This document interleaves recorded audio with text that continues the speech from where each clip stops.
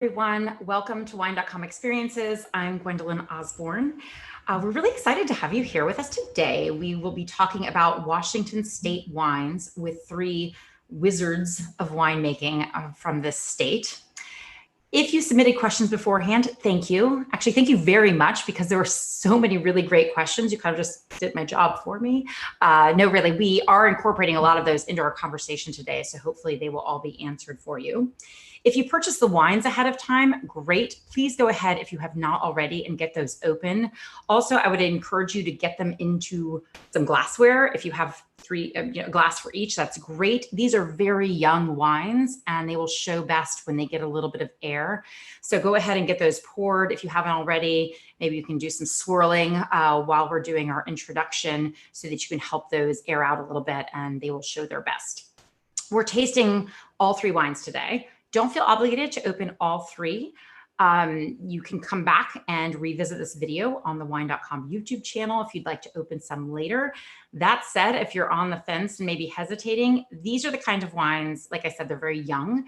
They will still be showing really well and tasting delicious tomorrow and even the next day. So don't worry about these going bad at all. So hopefully just do whatever works best for you, but they're all fantastic wines. If you're looking for more detailed tasting notes, you can check out Wine.com. We have all of these wines on the site with maps and critics reviews and kind of everything you need to know to dive a little bit deeper to learn more.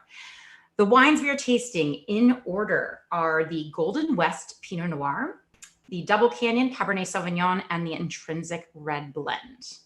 And now let me introduce you to our three wizards of winemaking from Washington State. We do love alliteration here at Wine.com. Juan Muñoz-Oca from Chateau Ste. Michelle Wine Estates, and he's representing the Intrinsic. Kate Michaud from Double Canyon, and Charles Smith from many things, including Substance and Charles & Charles and Kay Vintners, but here with his new project, Golden West. Welcome to all of you. Thank you so much for being here. Thank you. Good afternoon. Yes. Great to see you all. Okay, so I've had the privilege of attending many Washington wine tastings, and I've even been to a Washington wine weekend up in Seattle, which was so much fun because these wines are absolute gems. I want to kind of dive in and talk to each of you about what makes Washington wine so unique. You know, a lot of our viewers want to know, why is Washington so great for specifically red grapes, since we're tasting reds? We can talk to that and kind of what makes it so special. So I'm gonna get you all to kind of talk about this.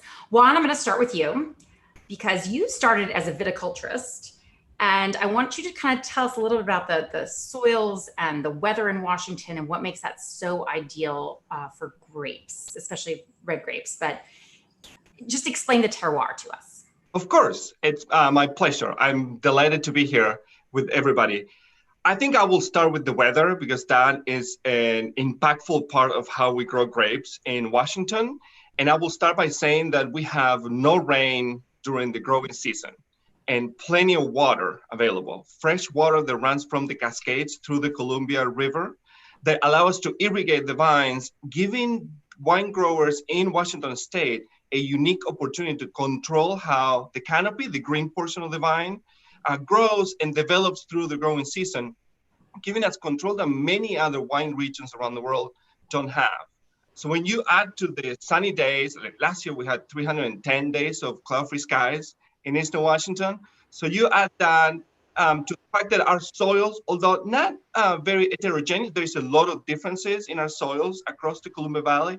It's a fairly big state.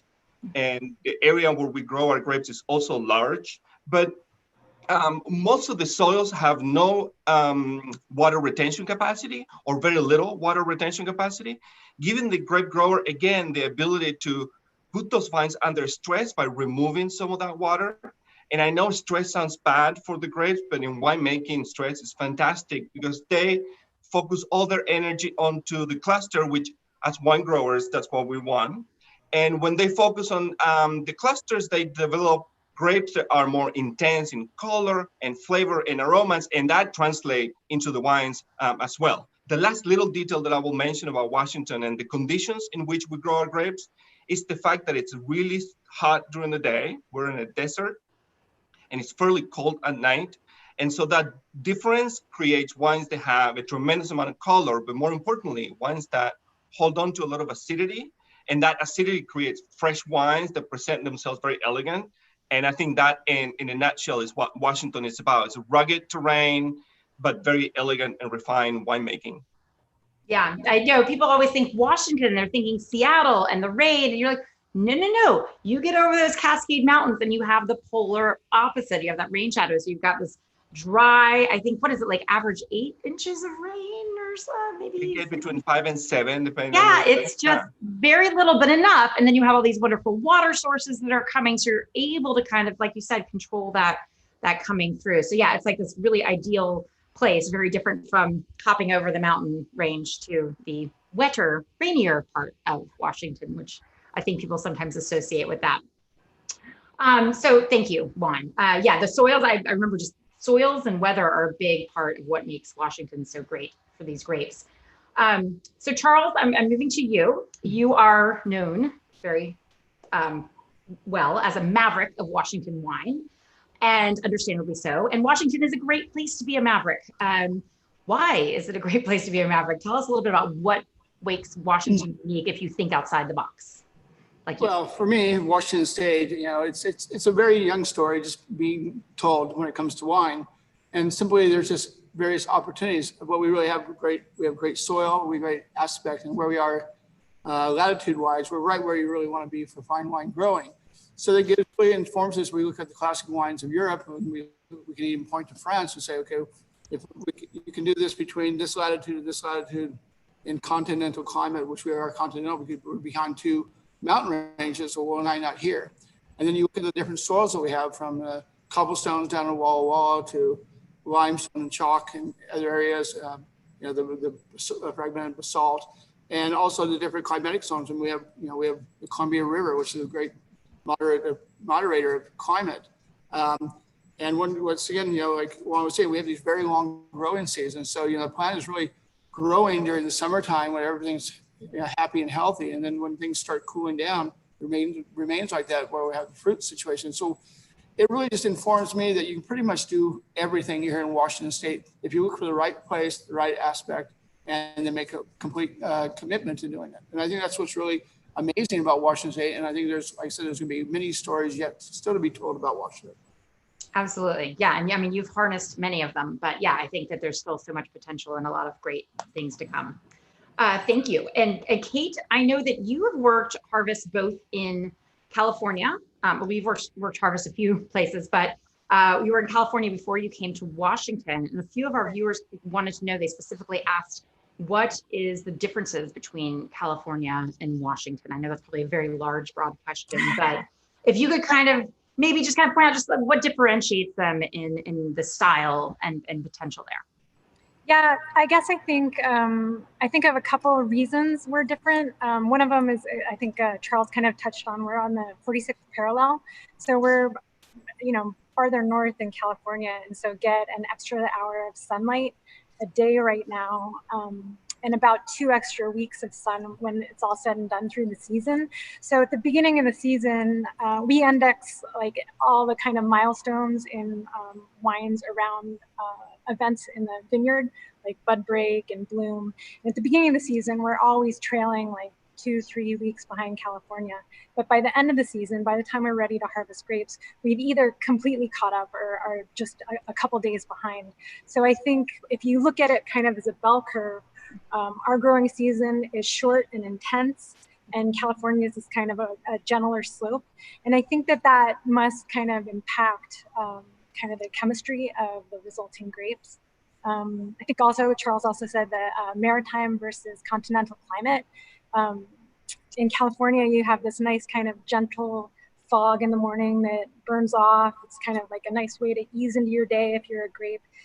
Here in Washington, it's just intense. It's a continental climate, and from the moment you wake up, it's full-on sunshine. And so I think that also, if the UV screening is different in these two areas, then I think that bodes that it would create different chemistry in grapes. I know that like practically, I'm going to say that in Washington, I think I can speak for everybody. We are generally building on what we saw the year before. We're responding and trying to make better wine every year. And so I think that kind of takes us on slightly different paths because we're responding to what we've seen the year before in our grapes and kind of throwing away the rule book of, winemaking 101, right? And so I think the paths kind of diverge a little bit. We're a cab house, and I know my context is Napa cab, like chemistry. That's kind of the reference I have for what happens in California versus what happens here. And it's just a different animal. I think both places are after proportionality, like balancing tannins and color and flavors, but the raw materials are different. So the resulting wines are different. Yeah, that makes sense. Yeah. Yes. That's good. Okay, let's taste these wines. So Charles, we're going to start with the Golden West Pinot Noir, and we have the first vintage of this wine. It is just bottled, just released, and like I mentioned, Charles is a maverick here, because when you think Pinot Noir in the Pacific Northwest, you're thinking Oregon. But so Charles, you said no, let's just do this in Washington. So what was your thinking behind that? Your kind of motivation? Well, we talk about aspect. Okay, well, here's a picture of the Golden West. Oh yeah, tell us. Is this where it is? The vineyard? It's pretty. Is that the Columbia River behind it? Wow. That's If I'm grapes, this is where I want to be grown. I know, right? The air is clean. The water is clean. The soils are clean. This is south by southwest facing. So it gets the shading at the right time. It's 7x4. There's 4 different clones. I mean, why not? Why Pinot Noir? Well, why not? I mean, we talked about continental climate. Burgundy is continental climate. Oregon, maritime. California, maritime. Making really great Oregonian wine, making great California wine. But the one thing that, when you try this wine, if you're thinking domestic wine, you're going to probably be very out base. Like, where's the fruit? Where's the grapiness of it? And this is all earth and all the other flavors. Nothing jumps out except for being very wine with a lot of tension, beautiful texture, pleasant tannins. But the thing is, if you can grow really good brown varietals, that's where I started, make with Kibitners. And eventually later on, I started making Chardonnay and getting really great results from making high elevation old vine Chardonnay, super nice accolades. What informs you? Well, where Chardonnay lives, so does Pinot Noir. And the thing is, I'm not one for just dipping my toe. I mean, all in for a penny and for a pound, I'm all the way in. And as plunge in. Yeah, I have 370 acres of single estate Pinot Noir planted at Golden West, and we have our second vintage in barrel. And for this wine that's 18, I mean, if you were to try like a Nuit Saint George or wines that have more presence and acid, from Burgundy, I mean, it's going to be more difficult, if you will, at this youthful age. I want to make really serious wines at a very good price, so everybody can have access to the best wines possible for the money. And there is absolutely no reason why we can't do Pinot Noir here. And this is a good example. I mean, for those who have the wine there, if you look at the color of your glass, it's the true color, the right color for Pinot Noir. Now, and also if you put it to your nose, I mean, you're not smelling cherries or wood or a bunch of spice or jam. You're smelling earth, undertones. Leather. One of the things that we really look for, leather. And the thing is, so here's the factor that I think is really important. We always reference Burgundy because, the great Pinot Noir is Burgundy. Well, we're at the same latitude as Pommard. We have this within 1 degree during the growing season, the total growing season. It's the same that you would have in Gevrey. And we have the same soils that you have in the Premier Cruise and up on the upper hillside in Beauce and Beauce Romanée. The majority of Burgundy, it's limestone for the white wines, broken marl for the reds. But except in Beauce Romanée, where you have limestone with broken, with marl. So what we have is we basically have more or less the same soils that you're having in one of the most elegant and perfumed vineyards of Burgundy. So we have the soil, we have the aspect, we have the latitude, we have the growing season. There is absolutely no reason, if you do it the right way, that you can't do it. This is the first vintage. I mean, this is third leaf. This doesn't even have enough canopy to even cover it all to even absorb a little bit of the tannins, because you'll get a little bit more tannins when you have a bit of sunburn. So the second wine vintage, the wine is this and more. I mean, it's kind of frightening how good the Pinot Noir can be here, but it's frightening for many people how great we can make Riesling, and how great we can make Rhone varietals, how great we can make the Bordeaux varietals. I mean, truly, if wine, this is my strong opinion as a wine drinker. I'm a native Californian. I love California wine. I love old California style, particularly for myself. But if wine was going to start now in the U.S., Washington State, where I would, because we're almost like a mini France. We can do everything here. Yeah. They can do because all the variation of aspect and climates and soils. And so this is a real, this is an example. This is just the beginning. Yeah. And once again, if we can do Pinot Noir and do Rhone varietals and do Riesling, you can do anything here. Yeah, I love this. You are a mini France. I'm loving this. I mean, there are examples of the ones they brought today are the other things that we can do here. We can do everything, and we can do everything well. And like I said, we're just beginning to write the story. And for this wine in particular, just so the winemaking, very simple. You want to know this? Yeah, I also want to know, first, tell me where did you find the vineyards that kind of different, or is it different from where you normally plant? Did you go higher in altitude? Did you go on a different area? Sure.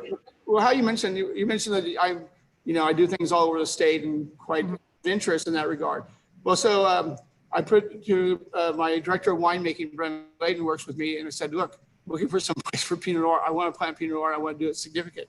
And lo and behold, we found this place just east of the Columbia River on I-90, heading between, it was just north of the Waterloo Slopes, south of the ancient lakes. And we found this 8,000 acre piece of land that had only had organic farming on it and had exactly the soils and the slopes and everything else that was just absolutely great in its proximity to the river. So we just found the right site. The Brown family, who is the family that owns the property, were game for planting grapes for us in partnership. And therefore, I mean, we turned left when we should have turned left. We turned right when we turned right, and it worked out. There was, and also the very fascinating, I think, about this, there was no plant material. We had to plant vineyards. Yeah. Planting Pinot Noir, so there was no plant material to go to a nursery to get Pinot Noir because nobody's planting it. So we made some arrangements with some friends in Oregon and brought clones, propagated it. So for right now, if anybody wants to plant Pinot Noir for the next year or two, if they got the vines, there's no vines because actually I own all the plant material in Washington State. I'll share some with you, Juan and Kate, if you want some. You can join me on the Frenchman Hills. But the wine comes down to this. So there's 4 clones. The soils are over 55% limestone with broken basalt, south by southwest facing. The vineyard begins at 1,400 feet elevation up to 1,700 feet elevation. Everything I do is, of all wines I produce, is farm sustainable to biodynamic, not in a word, but in practice for sure. In the winery, everything is spontaneous fermentation, where they're making 2 barrels or 300,000 cases of everything. Every single wine is with no chemicals. I like to say there's nothing else, and nothing in my wine that's anybody else's wine, because I put nothing in my wine. There's the grapes and the vessel they've been resting in, and that's it.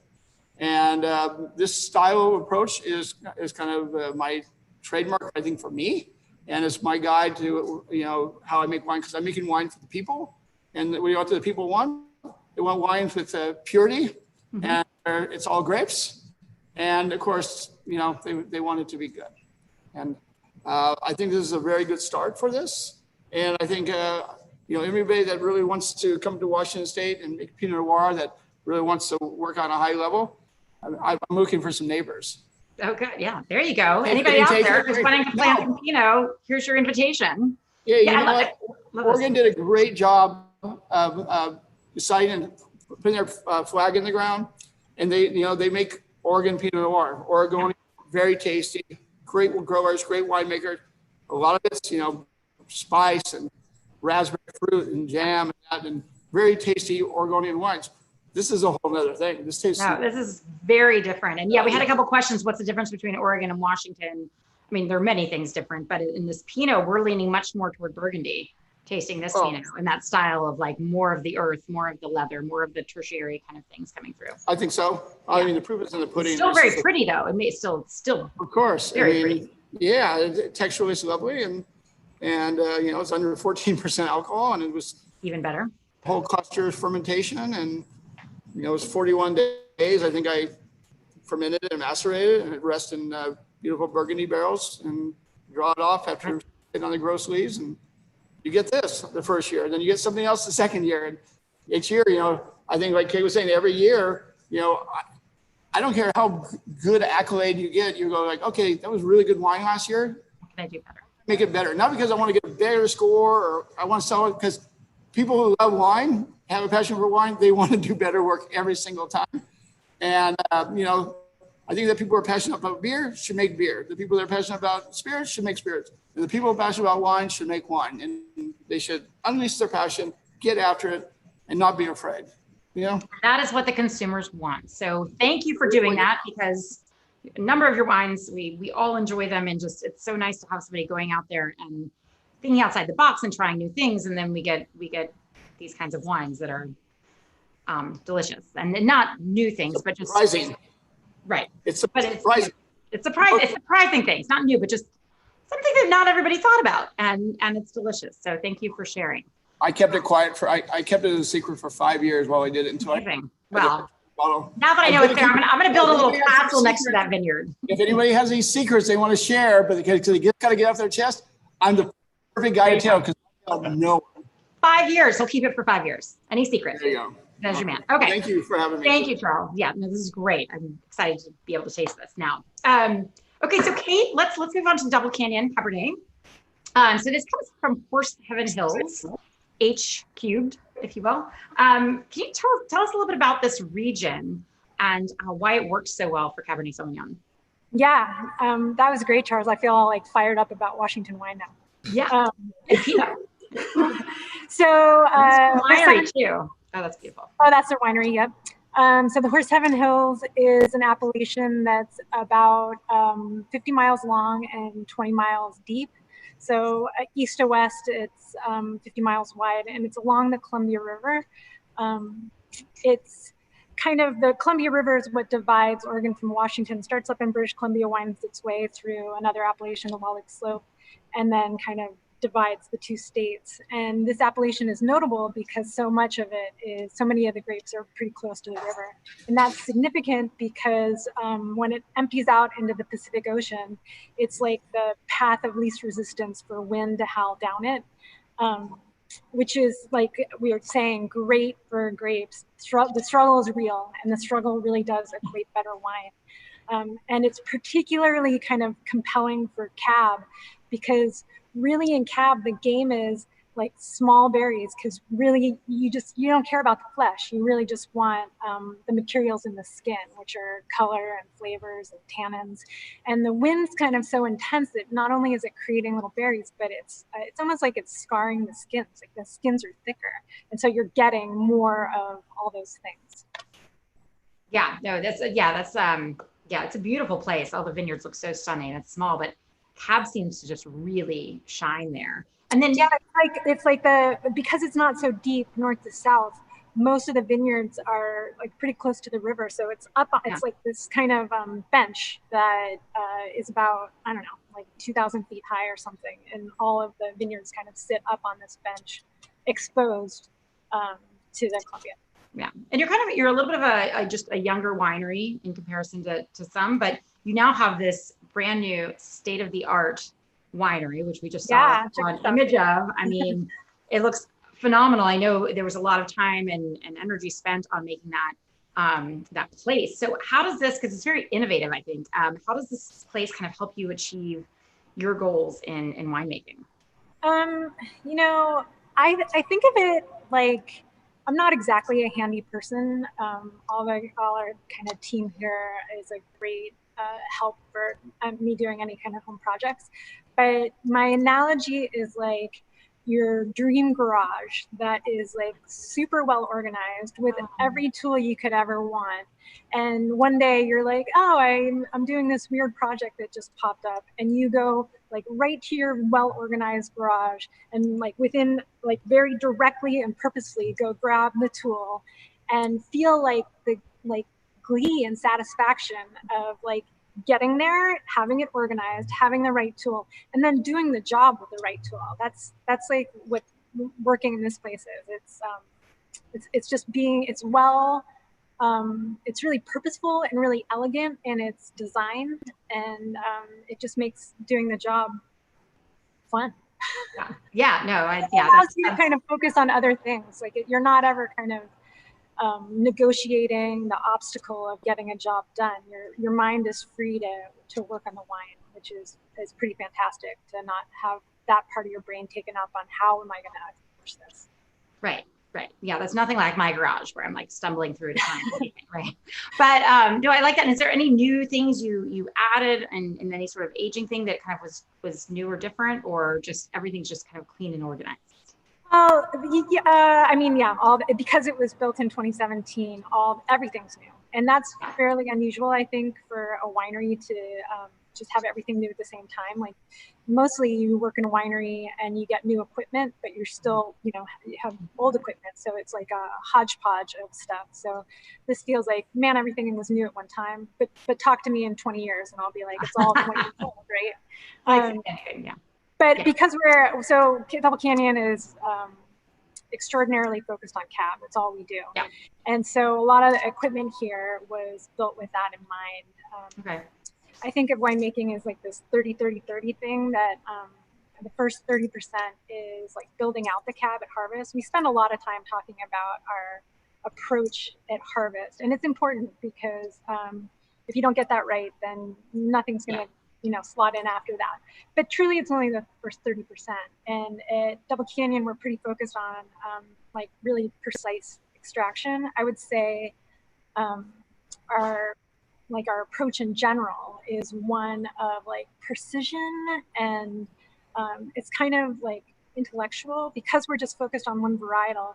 It's like a big think tank. We're thinking every year about just one varietal and really deeply thinking about how each lever impacts what we're doing, and understanding it in kind of an obsessive compulsive way. Which is okay. Which is okay.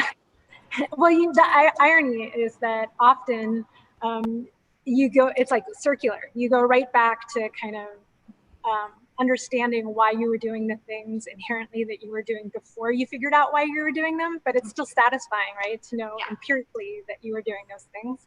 I think I think that's our approach. Our style is probably I like to think of as like dark and let's taste taste the wine while we talk about your style. I feel like that would be perfect. So yeah, because this is the 2017, I think. No, 16, yes.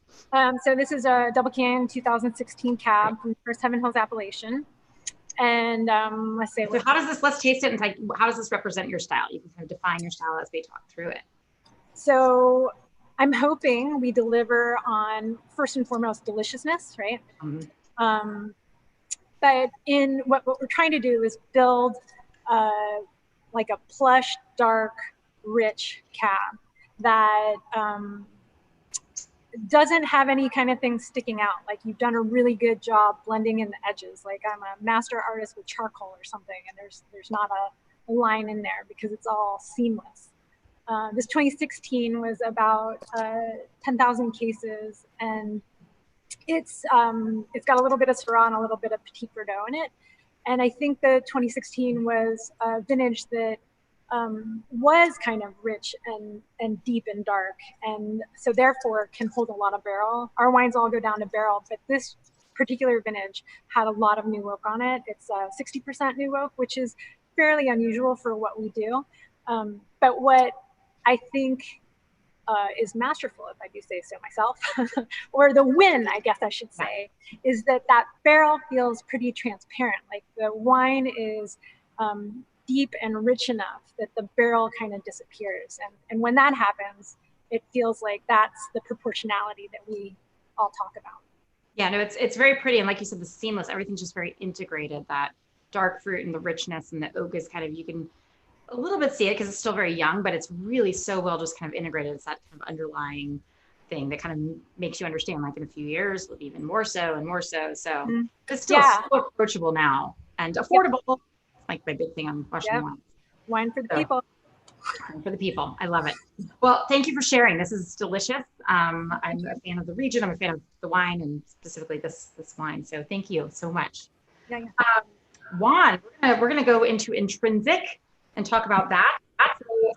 The label itself kind of speaks to the fact that this is a passion project, which I love. Tell us a little bit about the idea behind this label, both the imagery as well as the kind of the line of wines. Of course. So I think it starts with the wine. It starts with the wine because the wine has a very particular winemaking technique. Listen, it's a tough act to follow, Charles and Kate, but I'm going to do my best. The wine is aged on the skin. So it's an extended skin contact that lasts all the way until July of the following year. So it's 9 months on the skins. And the idea was that we get the skins and the tannins that are on the skins to develop themselves instead of trying to work those tannins in either oak or any other vessel where we age our wines. And so we started very small and we left a little tank for 9 months on the skins, and it was very tannic towards the end of the year. The longer you keep the wine on the skins, the more tannins they take out of them. And it was tannic, and then it turned a corner in the spring and it became floral. And the skins kind of did this like natural fining, and they grabbed like this sponge all the harsh tannins, and the wine presented itself towards the summer beautifully. And so that was a wine that was kind of gritty in a sense because it was on the skins for 9 months, but it's also elegant and very refined. And that's the way I feel about street art, because it can be sublime because it's art, but it's also in the back alley right next to a dumpster. And so it's, the balance between the two. And so we decided that it was appropriate to decorate the bottle with the street art. And we found this amazing street artist, Zimmer, which I'm lucky enough to have one of his originals in my office. And that's the background.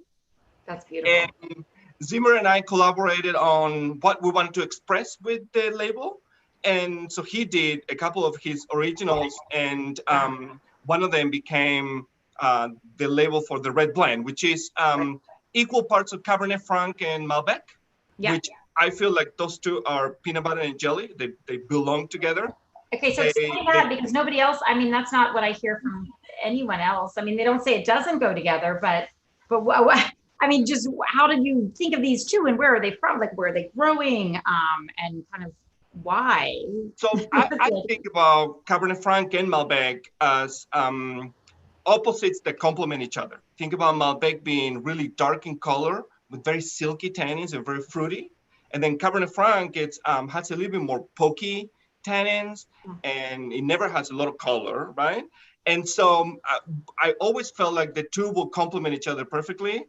And I've tried hundreds of combinations of 60% and 40% and blending early on and late during the aging. And what ended up being the perfect match for us with this wine that we're trying today was actually swapping the wines during fermentation. Okay, I read about this. Tell me about this. You put the juice of one on the skins of the other or something? Yeah, explain that. So the Malbec juice ferments on the Cabernet Franc skins, and then it stays on the skins for 9 months. And the Cabernet Franc juice ferments on the Malbec skins, and it stays there for 9 months. And then the wines get together before bottling. And we felt like that is how we found those two to actually marry and do what they do for the wine, which is, again, trying to do an elegant wine that is also a little bit rugged. And so it's gritty, but also refined. And it's trying to find that balance that I feel people are looking in their winemaking. But Charles talked earlier about wines that show character and that don't have anything on them. And I think that was a little bit of the genesis. And Charles and I have never talked about this, but that was a little bit of the genesis from the idea of leaving the wine on the skins, trying to get more out of the skins than just simply 7 or 8 days, get your color, get your tannin, and then take them out.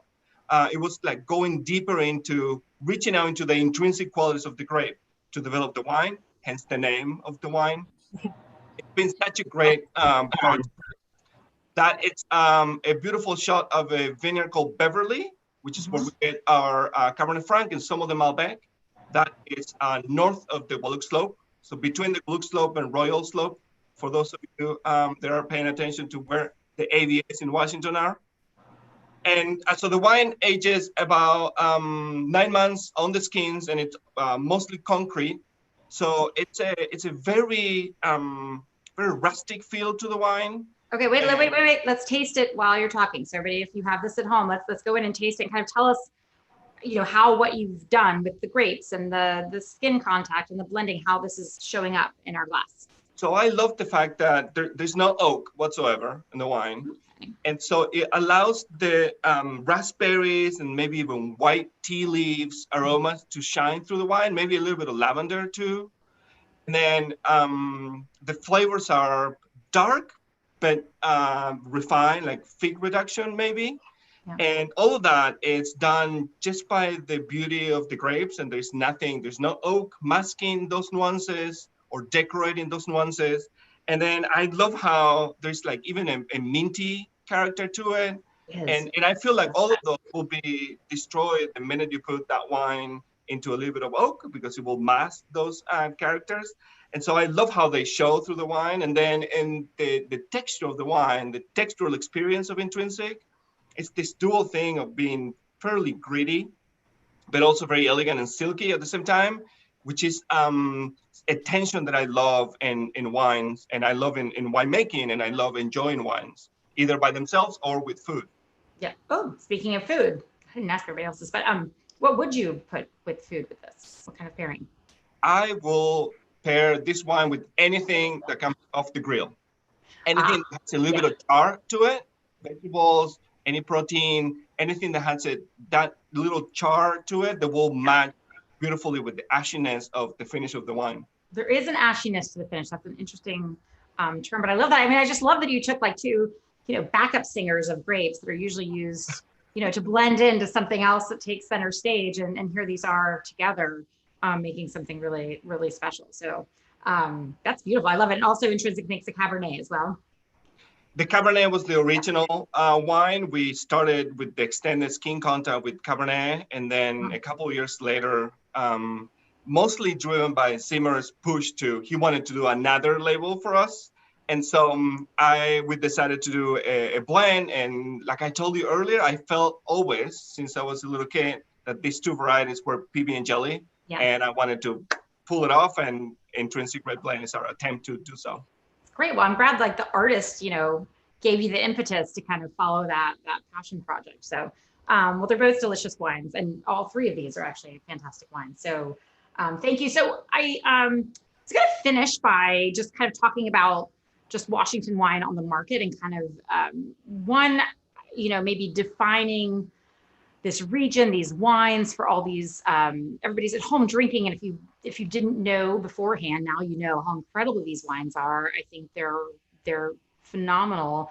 I love this idea of this is kind of the Washington's like the France in a way, because it has all these little pockets that can do so many different things and produce so many unique varieties and wines.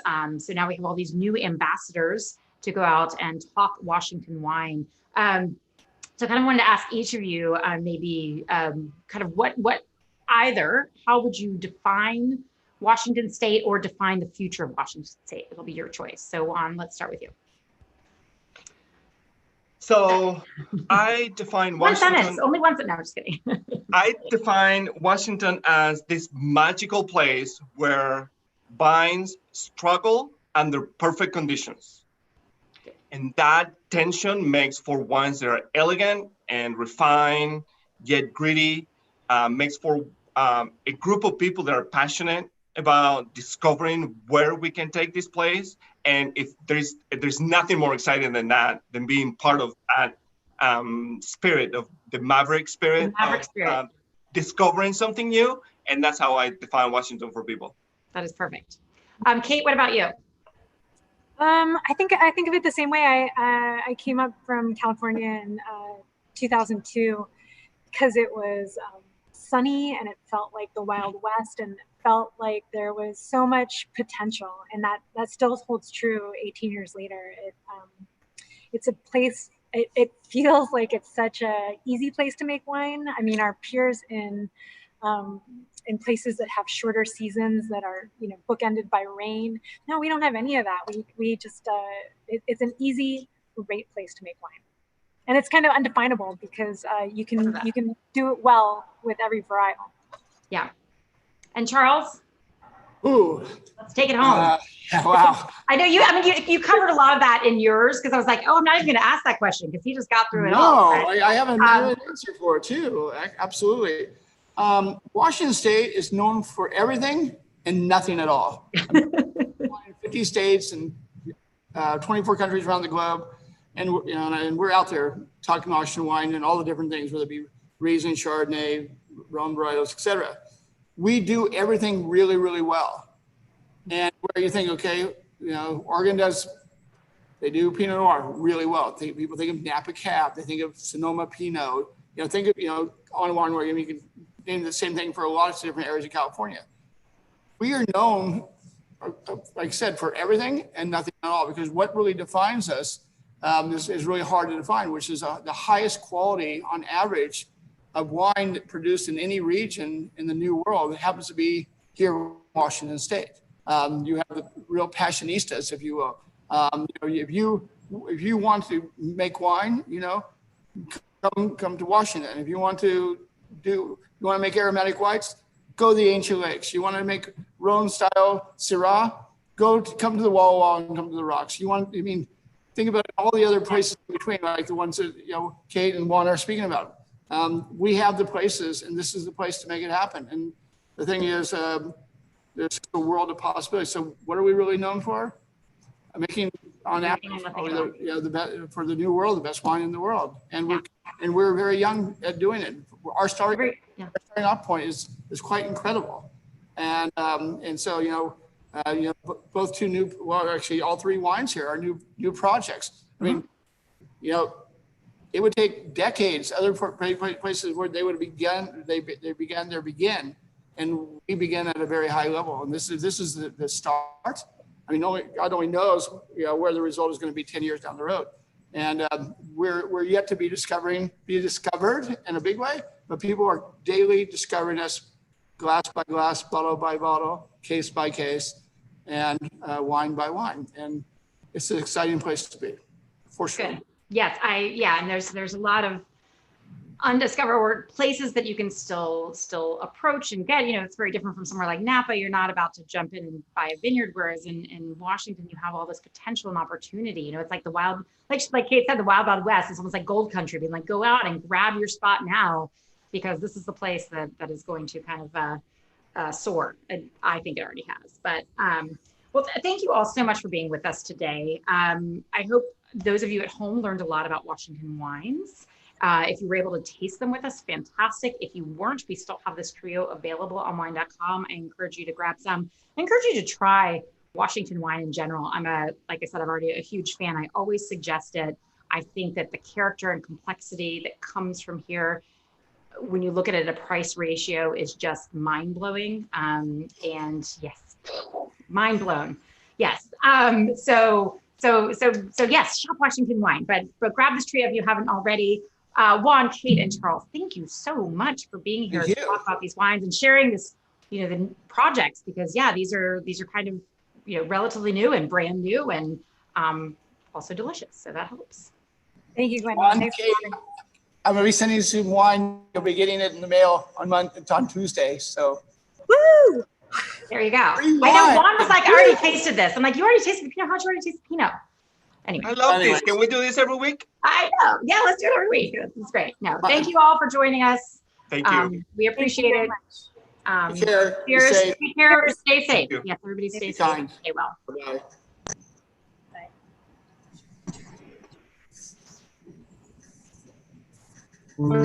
It's both a science and a form of high art. It's made from the combination of grapes, sunlight, rain, soil, and time. It's raised up in the moments that matter. It's wine. And we are Wine.com. We have the largest wine selection in the world, online sommeliers with free advice, and now our powerful new app puts the entire world of wine in your hands. Wine.com. Seriously passionate about wine. Download our free app today.